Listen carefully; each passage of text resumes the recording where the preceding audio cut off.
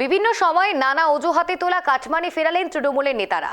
ঘটনাটি ঘটেছে মাথাভাঙা ১ নম্বর ব্লকের পচাগড় গ্রাম পঞ্চায়েতের ফকিরের কুঠি এলাকায়।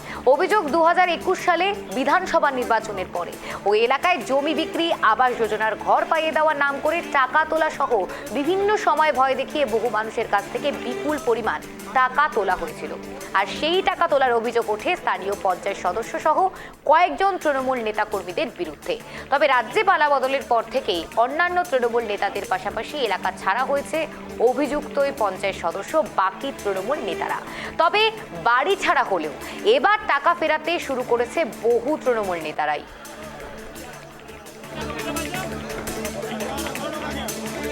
ওরা আগে কি করতো, জমির ফয়সলা করে দেবে, ইয়ে করে দেবে, এই করে বাড়ি থেকে টাকা তুলতো। তো আমার বাড়ি থেকে ওই ৫,০০০ টাকা নিয়ে এসেছিলো, সে আজ থেকে ১০ বছর আগে।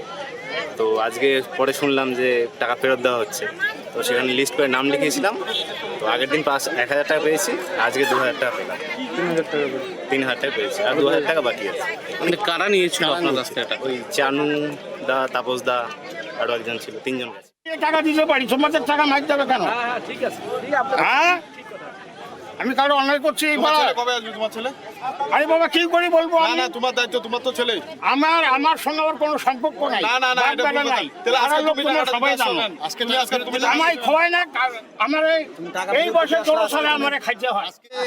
যা আমাদের হিসাব পেলাম, আমরা জেলখান থেকে যেখানে যা হিসাব পেলাম যে ওরা ২০১১ থেকে এই ২০২৬ অব্দি যে ওরা ক্ষমতায় ছিল, পুরো হিসাব আমরা পাইনি।